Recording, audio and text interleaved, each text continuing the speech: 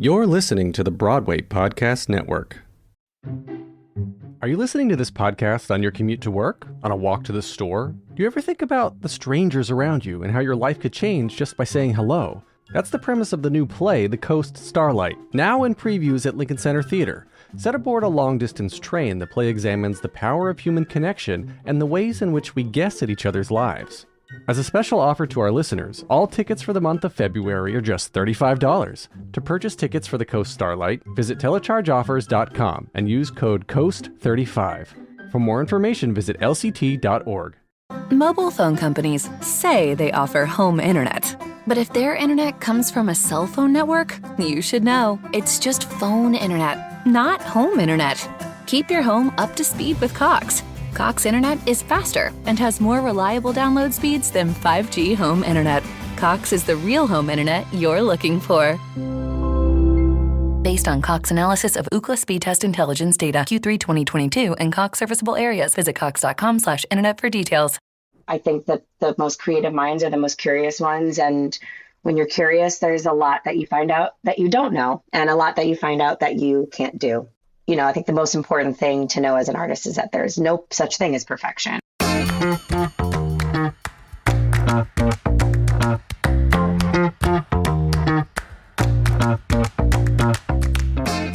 Hi, everyone. Welcome to Was It Chance, the podcast about embracing opportunity and taking intentional risk for your creative life. I'm Heather Vickery. And I'm Alan Seals. Heather and I started out as two perfect strangers who met, I don't know why you keep laughing at that, who met by chance and embraced opportunity. Listen in as we chat with other successful people about the risks they've taken to put themselves on the path to creative success. Heather, our guest today. It's just your radio voice. That's why I laugh. That's Is that... it's my supported voice. Like with the musical theater training, when I start projecting, that's my diaphragm pushing up. Something. Like a support bra. It's what I wish you guys could see him right now. No, you don't. Our special guest can see you and she's laughing at you. So Lili Thomas is with us today. She's the child of two world-renowned classical musicians and made her own path in the arts, still saying F you to the musical side. So we'll get to that. She became a triple threat by training extensively in acting, singing, and dancing, in addition to, of course, learning several instruments. I guess you have to. Having played professionally on 6 different instruments all at the same time. Well, I don't know. That's like a one-man band. She recently completed the pre-Broadway run of Octet, is an acclaimed vocal coach, choreographer, director, and the hardest job of all, a parent of 2 young kids. She's currently playing Cynthia Murphy in the national tour of Dear Evan Hansen. Lili Thomas, so glad to have you here. Welcome. Thanks for having me. This is so exciting. So we were saying before we started recording that we had to warn you that Heather's mind is super, super dirty. So well, everything coming out of her mind is going to be perverted. I wanted to comment on that because at the end of the show, it gets really heavy. And, when we come off stage and we're crying and, sobbing and have to get ready to make the shift to the next scene, sometimes that shift is really hard. So when I first joined the tour, my hair supervisor, Jess McGinty, she told me a dirty joke to get me to laugh so that I could shake the feeling quicker. And now it's become a ritual. And she tells me a dirty joke every day. And we do 8 shows a week. So every show, she tells me a new dirty joke at the end of, my final scene before we go in for like the finale where we're all supposed to be happy by then. And there are some really, really great ones. So maybe at the end, I'll think of something. I'll think of one to share with you that I don't know what your level of appropriateness is on the show. So I think everything's it's bottom of the barrel, Lili. All right. Yeah. Well, when you said that, I was like, I got to share some jokes. So yes. Yeah, we set a low bar. We're great. We're here to laugh. Please do. I love that. So I actually saw the show in December with my 13-year-old, and you were amazing. In Chicago. And now I have this whole new perspective. In Chicago. Oh, great. Yeah. So now I have this whole new perspective of what happened between the second to last scene and the last scene. So, right. You're like, how did she stop crying? Oh, she got told some dirty jokes. And I have to tell you, I'll tell you a little secret. Hopefully it'll make you feel good. I told my daughter, we're going to get to interview some folks from the show maybe you can tell me who you really want to hear from. And you were the one she picked. Really? From the 13-year-old? That's shocking. Yeah. It's really, it's been, my daughter's 11. So very similar age group. And it's interesting. She was a big fan of the show before I booked the show. And kids are such a pain in the ass. It's so funny. It's like, I booked the part and she was like, oh, okay. Well, but tell me about the other people. Like, she's like, oh, that's kind of the most boring part in the show. But I'm really interested in all of the other ones, especially the kids. It's hard because, like in my mind, I'm not really an adult yet, even though I am, and I'm a parent. But like when I saw the show, I was like, oh, those women are old, old school, old moms. And here I am. And I'm like, oh, like the kids who are waiting outside at the stage door are usually like waiting for the kids, and they're like, oh, the parents, we don't care. We don't have to talk to them. So that actually means a lot that your daughter said that. It's really cute. Yeah. Actually, I'm curious about that. Why did she, I mean, not that she shouldn't, but why was she into like one of the moms, right? Okay. Well, so interest of full disclosure, my kids have come up through the Actors Garden, which is a theater program that Anthony Norman also participated in, which is what instigated. I was like, Alan, we've got to have this conversation. This will be so much fun. Anthony, who is currently Evan Hansen. He's currently playing Evan Hansen. Yeah. We really talked about it a lot. She is an actress. She does not want to be in musical theater, but she wants to be an actress. Smart girl. Good for her. Yeah. Well, she's 13. She wants to be in film, right? TV or film. Yeah. She's okay, good. Very still smart. In the That's mindset where the money is. That's where the money is. It's all just going to magically happen for her. We don't have to actually take acting classes or audition for anything. It's just gonna like shine down upon her. So we're working on that part. But so we talked about all the different parts, and there were a couple of other, I mean, we really love the show. The cast is really fantastic. But something about you, it felt very natural, but you were up there working your ass off, and I think she could tell. Thank you. And she just was like, I don't know. I really think the mom. And I was like, which mom? And she was like, not Evan's mom. I'm like, oh, okay. The crying mom. The crying mom. The really sad one. Oh, well, you did. Yeah.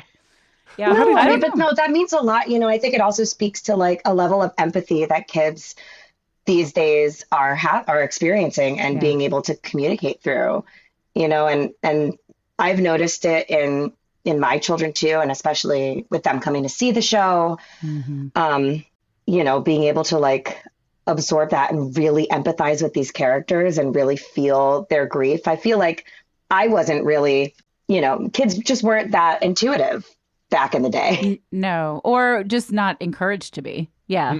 Exactly. Yeah.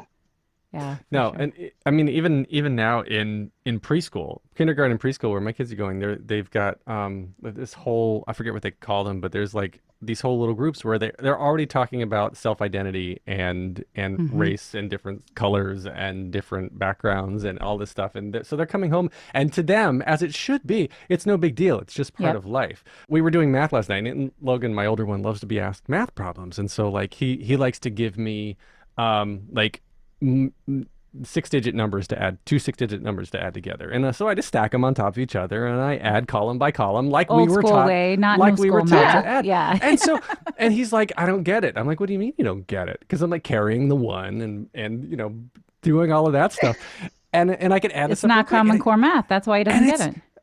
And he's like, I said, how do you do it? And he's like, well, you take these two numbers, you put them together, and you slide this over, and you put this together, and then my wife looks at me like a Rubik's like, cube.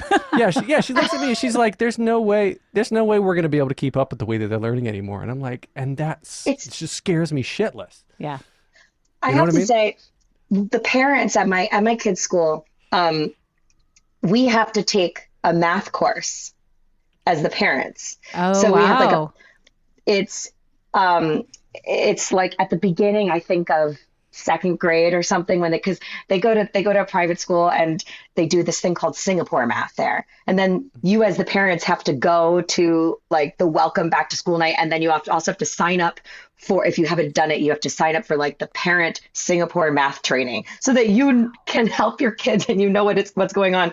And I can tell you, I had to do it twice for both of my kids. I've never seen a room full of like such successful adults who looked so confused. I mean, it Wow. was just like all of us were sitting there with our, tongues hanging out of our mouths, like Singapore looking up at the math. sky. It was ridiculous. We had no idea what was going on. I'm gonna have to look that up. I will tell one story, and then we will actually get to interviewing you, Lily. But like, obviously, we could all just hang out. So the next time we're in town together, let's just do that. Definitely. We do back to school. Everyone does back to school night, and for fourth grade, which my youngest daughter, I have four daughters. My youngest is in fourth grade. She's like, well, I want to show you a math problem. And my kid was so excited. Oh, you're going to have to do our math. Now, one of my dearest friends, her son is also in that class. She is a teacher. She is smart and knows all these things. So they give us this math problem, and Rachel gets the answer right away. And I'm in this room with all these parents, and I look and I go, how the fuck? And I'm like, oh, wait. Did I say that? They're all laughing, and they were little kids. I'm like, oh, yep, sorry. Like, I don't know. I mean, and Rachel's like, here, honey, I'll show you. I'm like, how did you do that? It's so perplexing because it's so ingrained in us to think of Yeah. it a different way. Yeah. Oh, Well, that seems like a good lead in to, right? Like to think of it a different way. Well, this show is all about That was a stretch. That was a stretch of a segue even for me. Nope, I liked it because we think about things in different ways. When we're manifesting creative success, Okay, we think of okay, things I'll in give it different to you. ways than other people do. Don't question me, Alan Seals. you got to yes okay. and her. I Okay. heard you had musical theater training. Yes and. Yes and. I agree. I agree with what you said. There. Let's- Good. okay. Thank you. So this is, we love to hear people's creative journeys. And I am curious, if we could go all the way back to little Lily, like at what point, what chance presented itself for you that led you eventually to be down this theater path or music path? You play every instrument under the sun. Well, I mean, I think that like the exposure, first of all, obviously with parents that Right. are like mine who are mainly concert and classical chamber musicians, the exposure to music was from, in the womb. And so, I mean, it was definitely reserved to classical and jazz. I would say I Okay. didn't really ever listen to much else as a kid. Jazz was like the let loose, like, ooh, let's put something on that's fun, And so, but so much of jazz is from musical theater, So like all of those jazz hits were all taken from musicals at the time. And so then I started getting interested in those, and my parents showed me Sound of Music when I was really young, like the VHSs that I wore out to like the point of burning the tape through. And my mother actually wrote, I think, to Paramount or whatever it was, and they sent us a second one, was Sound of Music, the double that's brilliant. VHS. And I watched it pretty much every day. That and Babes in Toyland. I don't know if you know that one at all, but it's Yes. like Annette, what's her name? Annette Annette Funicelli or Funicelli. something. Yeah. Yeah.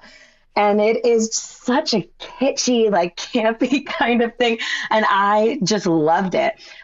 So those were kind of like my only exposures to musical theater. But what it was like, oh my God, I get to listen to something other than classical music. Like it was always such a treat, so it felt super rebellious from the beginning. And then I lived in Baltimore. I was born in Boston, and my father, he's the founder of the Boston Chamber Music Society, which is still going strong up there. But we moved down to Baltimore. He took a position at Peabody Institute and taught cello down there for a while. And we were downtown one day by the harbor in Baltimore, and NPR had somebody out there doing a segment on I don't even remember what it was, but I think that I started singing with a live music band that was there just for fun. And they were like, wait, do this over again. And they recorded me doing it. And my dad was like, all right, sure, this is fun.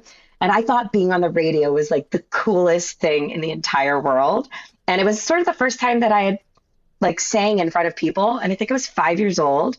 And I just got like a huge thrill. And I remember just kind of wanting to do that over again, whatever it was. I didn't know what it was, but I just wanted to sing for people. And that I guess that's kind of just like the origin story, of getting the bite.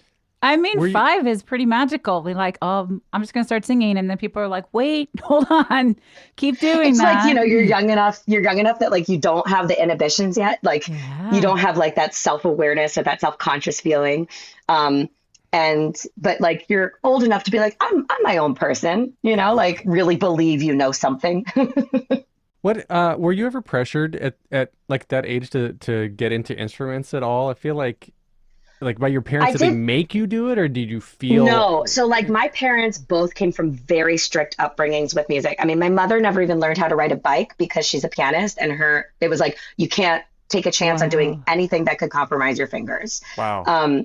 So she had a really big like void in her childhood in terms of friendship and joy and play and was, she would come home from elementary school and practice 3 hours a day and do her homework and eat and go to bed. And that was kind of it. And she was born and raised in Seoul in South Korea. And she ended up entering an adult professional. I'm just going to go on a little like family brag because my parents are really cool. Your parents sound fucking incredible. And my mother, she entered this competition with like all of these already established professional musicians. And at the time you had to have permission to leave the country. And she was 14 and she won the whole competition. And the prize of this competition was that the president of Korea would give you a visa to leave the country so that you could then go study in America. And like do the country proud, So she came here when she was 15, she came all by herself, went to a private girls boarding school and did Juilliard prep. So she was driven into the city every Saturday. And then she went to Juilliard for undergrad. She got her master's from Juilliard, and she just she came here for like to represent her country on a musical level at the age of 14, all by herself, which I think is just so unbelievable. And she is a force to be reckoned with. She is an unbelievable woman. So they were very much like, we want you to love music. We want you to do, to explore and to cultivate the musical talent that like you obviously have, but they were not stage parents at all. I mean, I took Suzuki cello for, maybe like 4 years. And I played a big Bach concert when I was like 8 years old for a gala for something. And then I put the cello down and said, okay, what's next? And I quit the cello. So it's like, that's I'm not great at any instrument, but I'm passable at a lot of them. But wait. I was curious. You've performed professionally on the trumpet, euphonium, tuba, piano, percussion, and guitar, yet you're not good at any instruments? But that's like in a good musical. It's like I would never be able to pick up one of those instruments and kind of like go to a jam session with a bunch of like rock band or jazz, like real just musicians, not like actor musicians. And I wouldn't be able to like keep up. I'm good when I can practice it, when I could sit home and be like, this is what I need to do. But the ease at which a real professional musician can play their instrument, like first time, I don't have that. I'm very like structured, and I'm really good at making myself practice, and I can like achieve it because I know what I have to do to get there, but I can't just do it at any time. We're going to take a quick break. Stay tuned for more of the episode. Are you listening to this podcast on your commute to work, on a walk to the store? Do you ever think about the strangers around you and how your life could change just by saying hello? That's the premise of the new play, The Coast Starlight, now in previews at Lincoln Center Theater. Set aboard a long-distance train, the play examines the power of human connection and the ways in which we guess at each other's lives. As a special offer to our listeners, all tickets for the month of February are just $35. To purchase tickets for The Coast Starlight, visit telechargeoffers.com and use code COAST35. For more information, visit lct.org. 23-year-old Walt Mendez finally got his dream job, working in show business. The only problem is his new boss, a low-level talent agent with rageaholic tendencies. You're a nice person, Walt. That's going to be a problem. So listen, whatever your impulse is, do the opposite. When she has a heart attack on his first day, Leaving him alone, clueless and in charge, he discovers some questionable financial dealings led by her dentist husband. I'm literally doing root canals on anything with insurance. And he turns to his ruthless predecessor for advice. Walt, grow a pair. You're in the Hunger Games. Soon, his shady ex-boyfriend resurfaces, coming on strong and making the job suddenly more attractive. Am I making you nervous? A little. And it's turning you on, isn't it? All heard through his headset at the office, Rolling Calls is a hilarious dark comedy starring Julie Halston, Richard Kind, Dan Rosales, Matt Doyle, Wesley Taylor, Luis Miranda, Aaron Davey, Brittany Mack, Andrea Macassette, and more. Get ready for Rolling Calls at bpn.fm/Rolling Calls or everywhere you listen to podcasts. And now we're back. So of all of your incredible talents, you are so creative and so talented. Which one is like easy? It just rolls off. It's just like this is my home.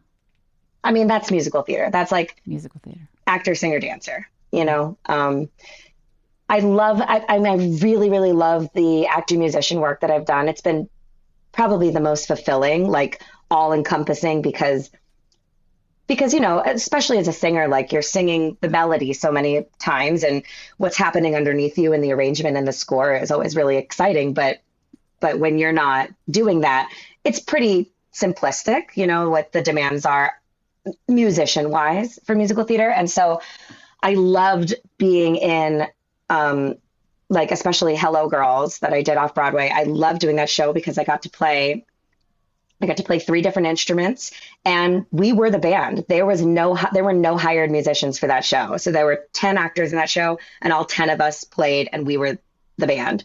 And that to me was just like so fulfilling. And that we really worked on ensemble work and, you know, you really had to work together and all of us were actors first too. So all of us were coming from this place of like, okay, I really have to like oil these wheels, you know, and like get these things in my body again. None of us were really used to that. Going back, I guess thinking back on where you had the choice, was it ever a choice, or did you just always know that you wanted to pursue musical theater? Because I know that you said that like Sound of Music, you wore it out. That's, you know what you wanted to do, et cetera, et cetera. Were you ever like, maybe I should get an accounting degree and then as a fallback, or right? My fallback was always that I wanted to be a doctor. Oh, fair. Of course. Of course. That was like, which you probably would have done very well. I went back to college for a little bit to do a post-baccalaureate pre-med because I just like really loved it. And then I got an acting job and I was like, screw that. I guess I'll just be an actor. Well, so then in terms I used to say Yeah. that as a little bitty kid. My mom, like really little, 2, 3, 4, 5. What do you want to be when you grow up? And I'm like, oh, well, I'm going to be a singer, but if I'm too good for that, I guess I'll just be a doctor. So we have that in common, except I'm not very similar, not a professional artist. I mean, a lot of classical musicians are doctors. Like, I mean, it's a very shared part of the brain, I think, that, you know, that works that way. So it's not uncommon for those to be shared interests. Well, look at Ken Jeong, right? Or yeah, right? Yeah. He's literally a doctor and was like, "Well, I'm just going to go to stand up," and then became an actor. And exactly. Like, I mean, he did it the smart way. He like got the degree to make the money first, and then decided like when he's financially stable, he can choose to take all the chances that make you really poor. So fair. But okay, so you at one point had to have come to a crossroads where you're like, I am going to continue down and do the doctoring thing, or I'm going to continue to audition, right? Like you don't just get a show and decide, oh, I'm going to not do my post-baccalaureate anymore. But because while you're being a doctor or going through that route, you still have to be auditioning and embracing that calling that's in the back of your mind somewhere, right? Yeah, I think that like, I mean, I just always knew I'll tell you a funny like young kid story. I was in 3rd grade and it was the first time that I could audition for a school show. And I'd never done any acting before, but I was always like just very animated. My parents would film me and they're like, you know, they're sort of these more introverted musicians, and they were like, where did she come from? She's like so weird. and so the school show was Snow White, and my mom was like, great, why don't you audition? And I said, oh, great, let's do it. And so I went in, and my mother picked me up from school. I was in tears, and she was like, oh, did you not get in the show? And I said, no, I did. And she said, what happened? I said, I got Snow White. And she was like, what's wrong? And I said, I wanted to be the evil queen. And that's I love that. That's how my actor daughter would feel. That is a very, like, that's just sort of like a staple story that we tell about, like, you know, I was never the ingenue. I was never into that. I was always really into the idea of acting for completely going into these like different personalities and exploring these characters. And, you know, when I went to college and I learned about techniques and I learned about backstories and Stanislavski, it's sort of like, oh, that's kind of what I've been doing my whole life. Like, okay, where am I and who am I and what happened to me last year? And like, I just had a very creative imagination. And so I think that like knowing that, and my parents knowing that, and my parents also like not wanting to raise a kid with a really strict, you know, they really wanted me to have a life. And there were some times where I was, I could have auditioned for some big things. And we, you know, I grew up in Westchester. After Baltimore, we moved to Westchester when I was 9. And I grew up close to the city. And there were times when opportunities came about. And my mother always said, no. She was like, you can do whatever you want, but you cannot like not have a normal childhood. She wanted me to have these experiences of just normalcy. And she was like, if you're meant to do this, it'll happen later. There you go. And I was so mad at her at the time, of course, because that's all I wanted to do. But she said, you can do things if it's like a one night this or something like that, but you're not going to like quit school to do this movie. And you're not going to like go on tour with this new, you know, that was a time when they were forming all those girl bands. It was like auditions for girl groups. And she was like, no way. Are you kidding? Like, absolutely not. Are you now glad that she held that firm line? 100%. 100%. Especially as a mom, you know, and seeing like being so privy to the importance of like every social encounter and navigating through the sequence of school, you know, the sequence of grades, same environment, different teachers. I just think they're all such invaluable, you know, learning milestones for understanding yourself as a person, which is like kind of the hardest thing to make sure that you can do when you're an adult, you know? And yeah, it is. I think that I would have been really lost. And I have some friends who did the child actor thing, and you can see where in their adult lives they have gaps and where things are more difficult. I've always thought that the child actors, if they get super famous, their maturity level kind of gets frozen at that point in time because people know them as that character in that age, and that's how they're treated, and therefore they'll always have to identify as that. Yeah. So I mean, my babies were just the cutest babies, of course. Like, no offense to anybody else listening, but of course, my babies are the cutest. And so I was like, man, these kids need agents. And then at the end of the day, I was like, you know what? This is no. I want them to have like a regular childhood. They can choose to do it.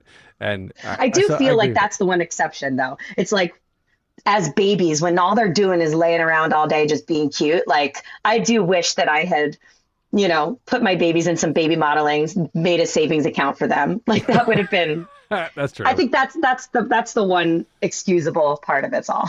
So then fast forward a little bit, you're out of college and you've got 2 children. You're still doing the acting life, the creative life, and then now you're in a national tour. You're joining us. You're based out of New York, but you're coming to us right now from San Francisco.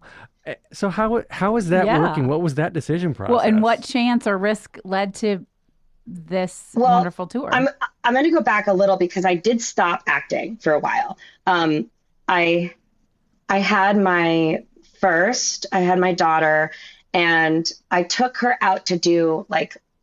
It was a long run at Milwaukee Rep. And so I took her out to do a show. It was another actor musician show, really, really fun. but then I came back and I was like, that's rough, doing 8 shows a week with a baby.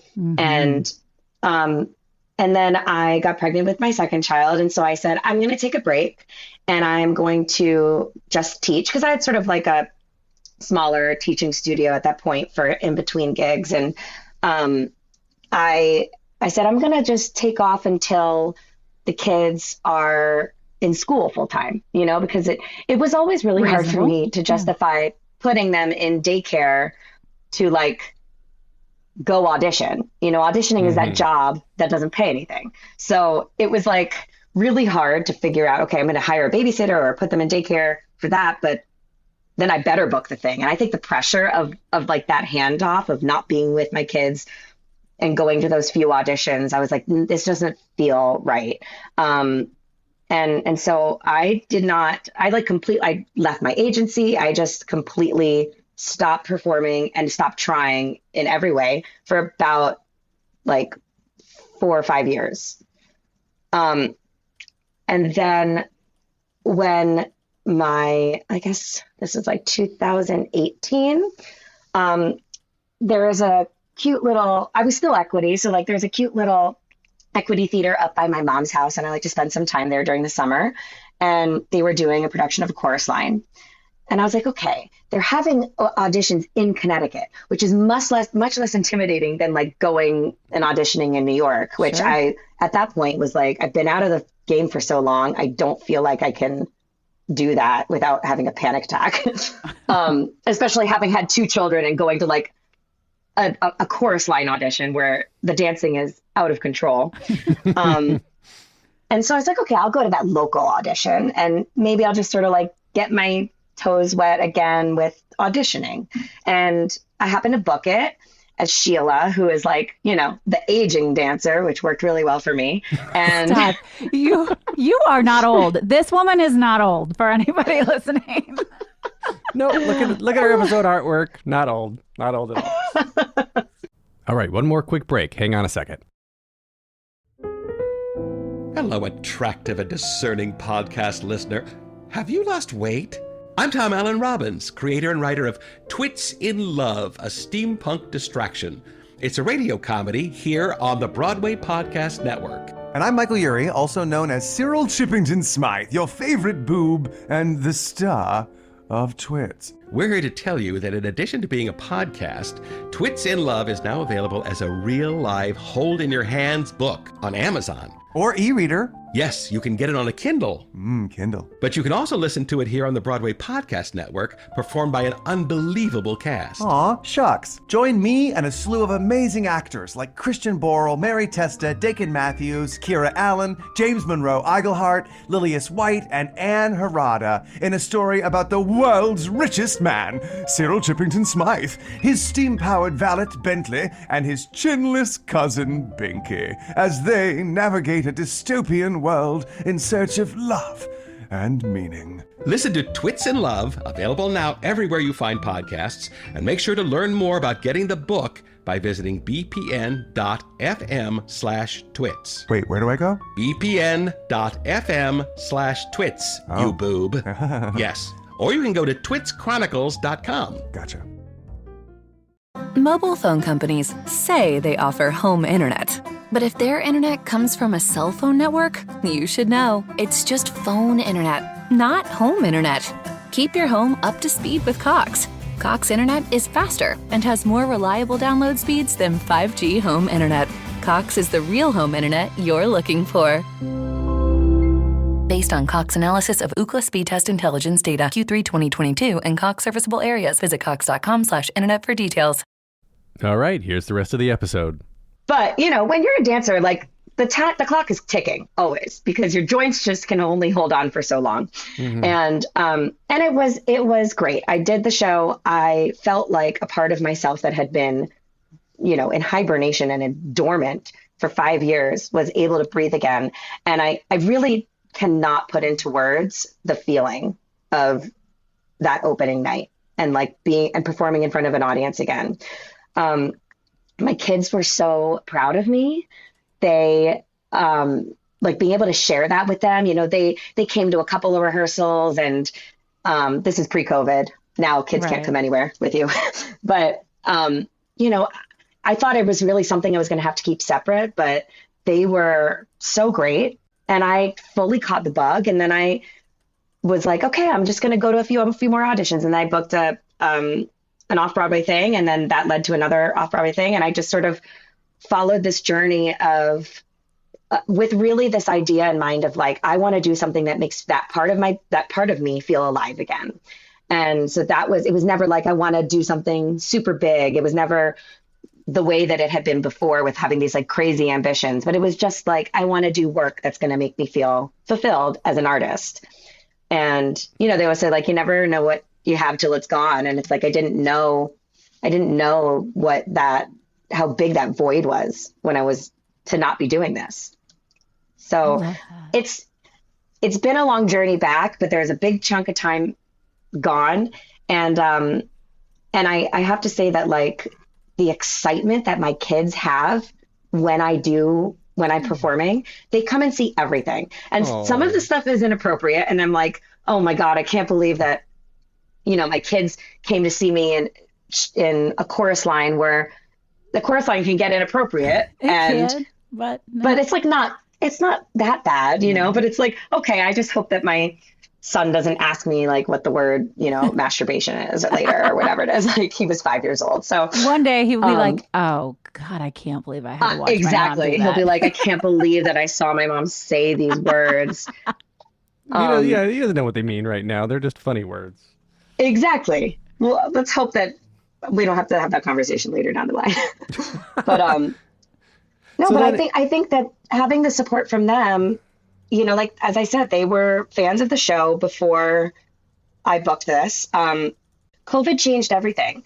Mm-hmm. They are very empathetic and really kind kids who really want me to be happy, which is just the sweetest thing in the world.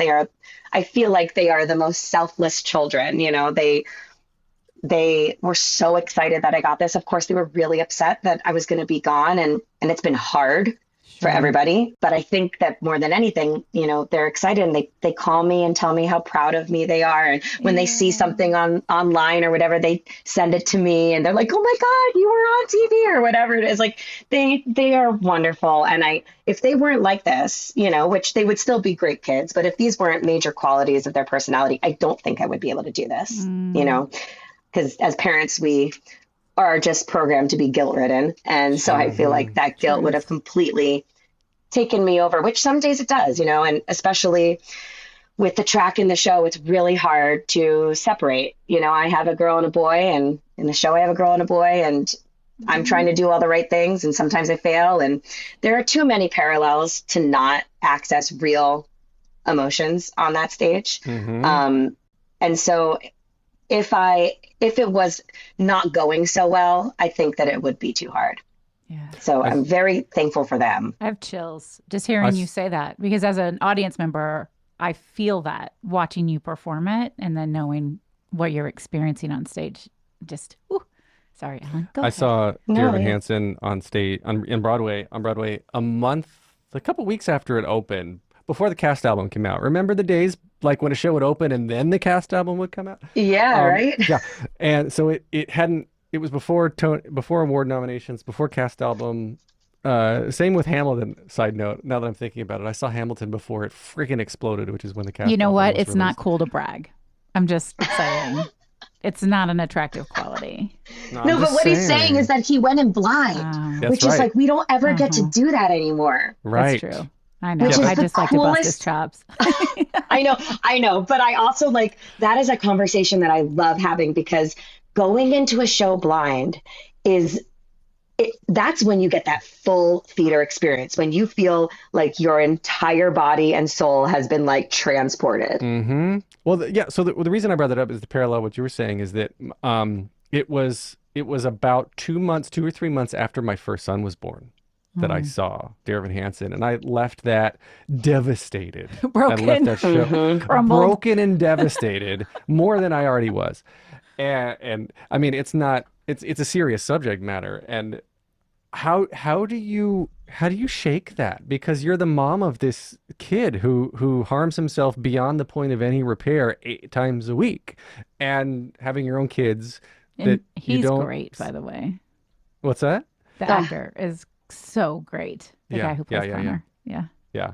Yeah. Like He how do really you is. how do you separate that? I don't ever think of like I don't ever think of my own kids in the roles. Yeah. That's So good. I have a great relationship with both of the actors who play Connor and Zoe. And when I'm up there, it's like when I say it's hard to separate those emotional access points, but like I'm very different from Cynthia Murphy. Yes. And my kids are very different from these characters. So like when I'm up there, I'm receiving and emoting as Cynthia, but it's just sort of like that the vessel is it's like it sort of feels like I have to crack open these parts of myself as Lily and then hop into Cynthia, like really vulnerable, And so then after the show, when I hop back to Lily, it's like, okay, I'm feeling scarred a little bit, but it's like, it's not directly applicable to my life. It's not like that I had to think about my son being like that or my daughter being like that, but it's the same points in the body, I guess. Yeah. So I've been living an extremely vulnerable life for the past 7 months. I mean, I think that's incredible as a performer, even to be able to know you need to do that and then have the skill to do it and then repair yourself and separate them. They're not the same. I'm not this person. And then do it again the next day or maybe later in the day. It's really remarkable that you can It's just really a trial and error because I think it's really different for everybody because it's all about like, my vessel is going to be different than the woman who played it before me. And, like it's just going to hit everybody differently. For me, I'm a really positive person in real life. I have a lot of energy. Positivity and energy, lots of energy are two things that are hard to, have simultaneously while I'm doing this show. So like, I have to be mindful of things like caffeine and things like exercise. And, like I usually have my worst shows on Tuesdays because we have Mondays off. And I do something great on a Monday. It's like the one day of the week I don't have to cry. And it's like I'm glowing with happiness from Monday. And then all of a sudden Tuesday comes, I'm like, oh, I have to just like sink. And then my best shows are at the end of the week when I'm exhausted. Isn't that fascinating? Because you like, can really that's the lean into the opposite. character. Yeah. And that's the opposite with so many other shows. So many other shows, it's like, okay, we got to like have a lot of energy. And especially I've done all these dance shows and these musician shows that are really physically exhausting. I haven't done a show that's been this emotionally exhausting. Yeah. And I've actually never done a show that's for this long of a run. Yeah. How much longer that's like is the run? We have about 5 more months. Okay. That's intense. Yeah. So it's 1 year. So we're about 7 months through. I hope you have a big vacation planned, like a really nice. I have a wonderful vacation plan coming up very soon, and I'm really excited. Well, talk about the chance, the conscious choice you made to take this year and tour, because it's not common for somebody with preteen children to just up and go for a year around the country. Yeah. And like, they're not with you, right? They're still at home in school and doing their normal thing. Yeah. And I'm a single mom. So like it levels up too. So, I have a good co-parenting relationship with my ex, and he moved into my house. And so he is taking care of the kids right now. We have grandmas and family members helping out. Really though, like, if my kids were not at this school, it would be a different story. This is a school that teaches the whole child. This is a school that invests beyond that first layer in the children and, is really great about communication. I'm in almost daily communication with a lot of the people at the school. My fellow parent friends from the school who are always keeping an eye out and at every event are like, okay, I'll be the parent to them at this event. And they are, you can't do this without an amazing support system. It sounds like a beautiful community. It really is. It's very rare, and I'm so lucky that they go there and that they come home happy every day. Like I talk to them after school and they tell me about we have our patterns of just normalcy, and my son and I like to FaceTime. We don't do it while I'm on West Coast time, but when I'm back in a more similar time zone, we do reading time because I love it. He has to read for 20 minutes every night. And so we've made this deal that for his reading, we FaceTime and he reads to me while I'm getting ready. So while I'm doing my makeup and my wig's getting put on, he'll read to me. So that's like our little tradition that I really love. When you find yourself sort of in your most creative state, if you're thinking about your flow state and you're trying to learn lines or learn music or hold on to a dance number, is there something you do to put yourself into a mode where you just absorb all of this more creatively, more easily than any other times? I think that I'm a very easily distracted person. My mind is like in 10 different places at once, running a million miles a minute. I have to have no technology around me. I have to, like, if I'm reading music off of my iPad, I have to turn the internet off. Like I really have to give myself a internet off. That's crazy. I do. Yeah, wow. I love that. I have to give myself like a blank canvas. Yeah. Because otherwise I'm very easily influenced, like I have a reasoning mind, so I could reason anything, but then I don't know what I want or what my artistic inclination is. So I really have to like be alone, turn everything off. I think that's when I'm the most productive with my art. But it's so good to know that about yourself. Yeah, well, I definitely didn't know this about myself before kids. until I'm like, everybody just be quiet. Yeah. And in the world of COVID, having to self-tape everything, there were no auditions for so long. Everything was, you have to tape yourself. And so a lot of people, and I didn't have a partner. And so it was just me and the kids at home. And so at one point I remember being like, Annabelle, you have to read this tape with me. And then I listened to it back and I said, that's ridiculous. It's like this young kid's voice in this scene. I was like, it makes no sense. But, a lot of people were doing this with their partner during the pandemic. And for me, it was just hard enough to just like get a time and a space where the house was going to be quiet and the dog didn't try to bark and sing along with me. And it's just, so any kind of solitude that I can get, I feel like everything just calms down and the juices can flow. That's very cool. I as an extrovert, I now value my alone time for that same reason, because I love being with the kids and I love giving the energy and doing all of that.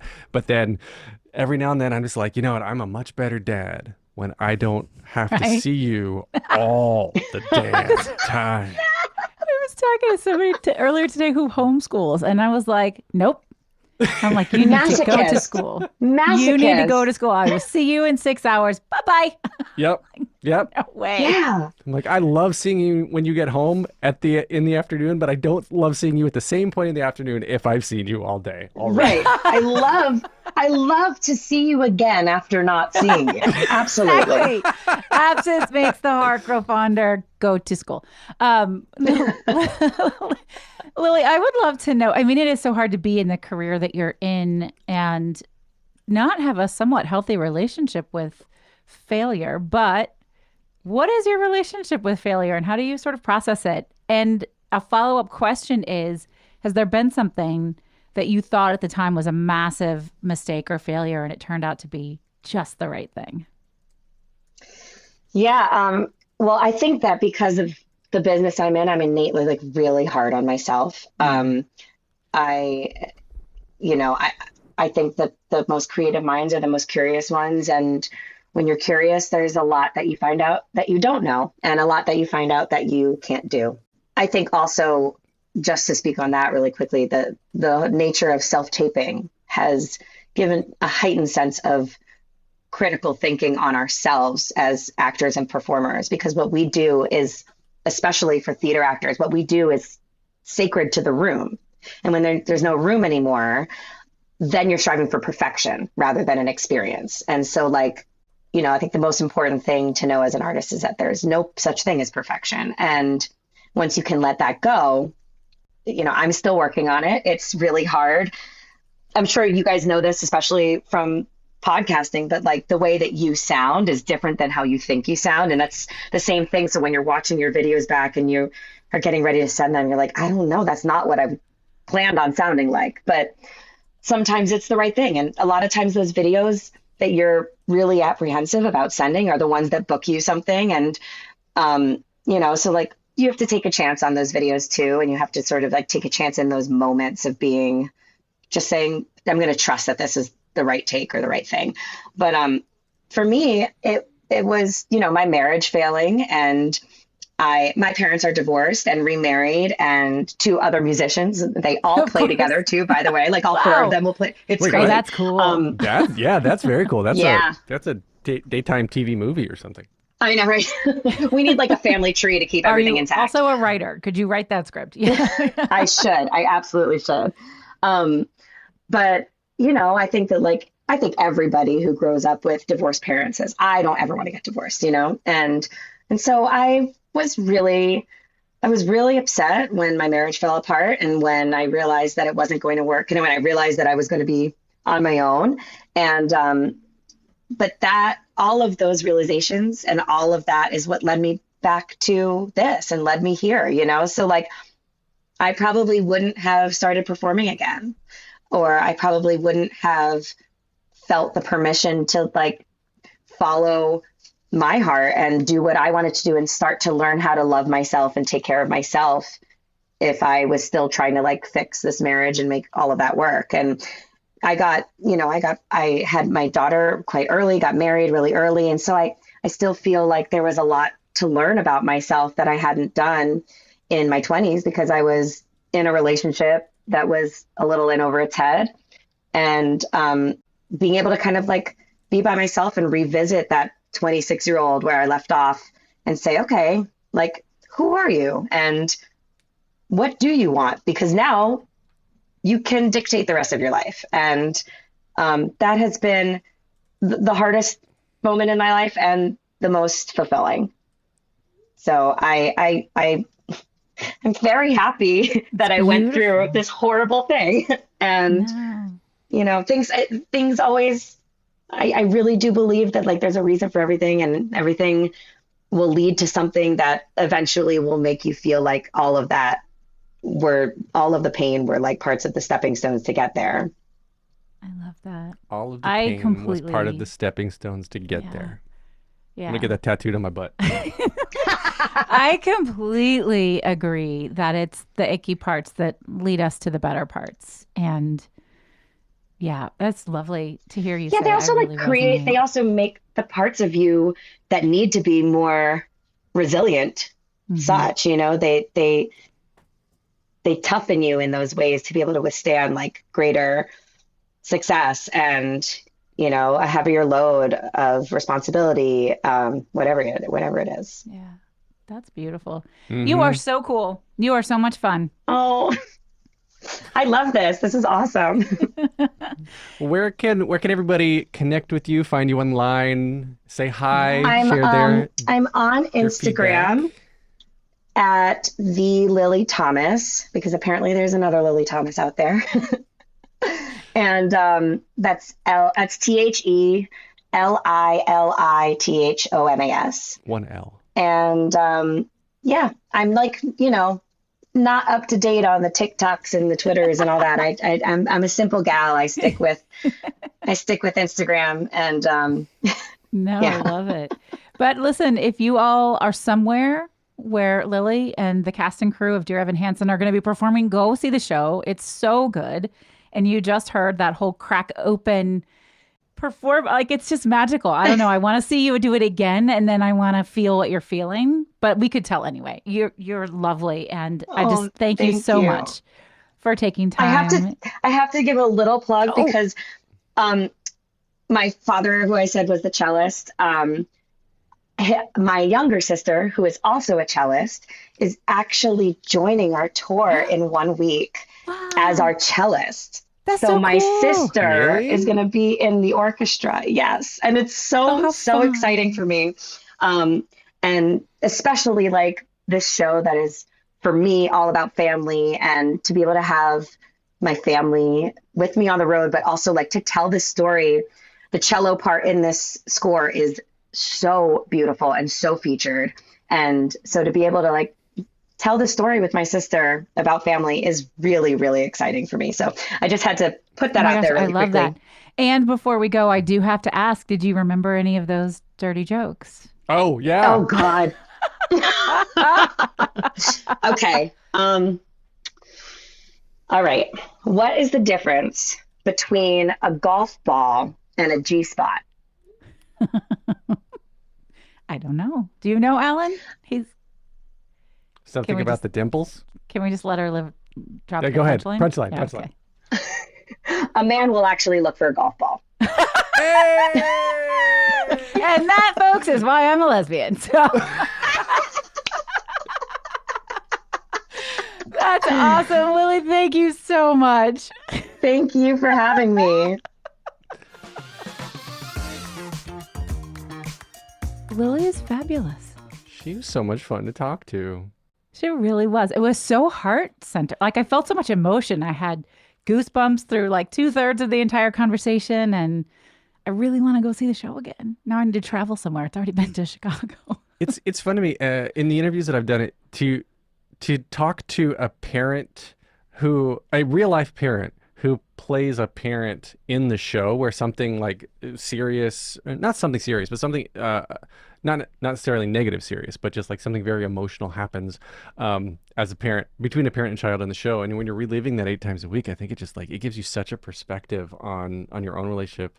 And I love gratitude. And I just absolutely love to watch, like you said, just watch and listen to these performers who are getting to feel their feels, which there's all sorts of feels when you're a parent, but to feel this professionally and to relive it on stage, and it's I think it's wonderful. I think it's absolutely wonderful. It's so good. And she is great. What an incredible talent. I think we didn't have enough time to dig all the way in, which I would have loved to. If you can kind of maybe play 6 instruments, like, you're super talented. Like, you do not have to be so good that you could, go play on stage for a large audience immediately to still have crazy, immense talent. I think she's got very high expectations for herself. And Lili, you're doing a great job. Yeah, she's doing great. I wish I could have seen it. If it comes through North Carolina, I'll have to look at the tour schedule, because maybe go visit my parents and go see it in North Carolina. You should. That would be If it comes so back much anywhere fun. near Chicago, it's not going to come back to Chicago on this tour, but this leg. But if it's Not anywhere this leg. near, then we should go see. We should go see it. Absolutely. You guys should all go and see it. Lili is she's fun and she's real. And I thoroughly enjoyed that. I'll tell you, I was really touched. It's so true. There was a news article, like, scientists have come out and said that girls in particularly are far more inclined since COVID to be depressed. Huh. Girls' suicide rates are really high right now. And now, as the mother of teenage girls, I can tell you this has been our experience, that through COVID, it has affected all children, I think, really drastically, certainly all people, but especially young girls. And when she talked about that self-filming, and how, normally you're in a room. I'm the same way. I'm a keynote speaker, and when you have to do them virtually, and there are not people there, I do a live show every week called Brave in Action, and if I see an eyeball that tells me there's somebody actually watching, I'm fine. Like, I'm like, oh, I can talk to that eyeball. But if there's no one there and I can't tell, it's very difficult to do. And we really, The perfectionism is real, and it's gotten so much worse since COVID. And I think what she shared there is really powerful. It's tough performing to a lens. Yeah. It is very hard. Yes. And I think it takes it. I mean, I heard somebody talking about this the other day. I didn't bring it up with Lily, but when you're doing your own self tapes, you have to be an audio person and a lighting designer Yeah, you gotta and do all a your shit. cameraman. Yeah. And, yeah, you have to do everything. So you're worried about all that, and it's so hard to just detach and like be in the moment.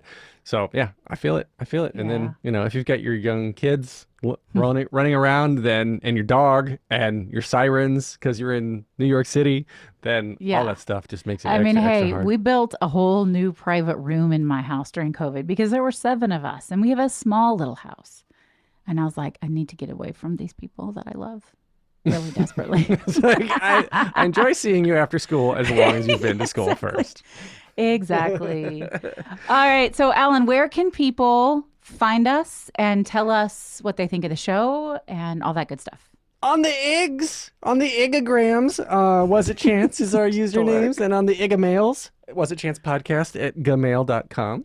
Hit us up, let us know, and let us know you're listening. Say hi. We'll respond, we promise. Yeah. And if you feel so inclined to write a review, we would be really thrilled. Like, we get really excited. We text each other. We're like, look, they like us. They really like us. Yeah, they like us. They really do. All right, folks, you've been listening to Was It Chance, the podcast about embracing opportunity and taking intentional risk for your creative life. Thanks for being here. I'm Heather Vickery. And I'm Alan Seals. We'll talk to you soon. Okay, bye-bye.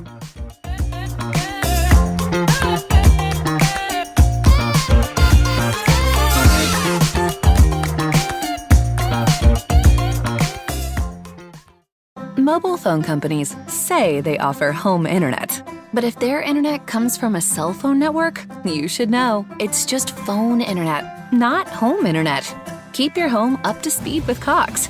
Cox internet is faster and has more reliable download speeds than 5G home internet. Cox is the real home internet you're looking for. Based on Cox analysis of Ookla speed test intelligence data, Q3 2022, and Cox serviceable areas. Visit cox.com/internet for details. Membership fees apply after free trial. Cancel anytime. Can I be real for a second? That goal you have to exercise and eat better, you really can do it. But nobody is going to do it for you. And nobody has to, because you can do it if you have the right tools and a community that cares about helping you get results. And that's us, Beachbody. It's as convenient as your TV or laptop, but you need to decide that you're worth it. Let us help you succeed. Here's how. Go to beachbody.com to claim your free membership and start feeling great.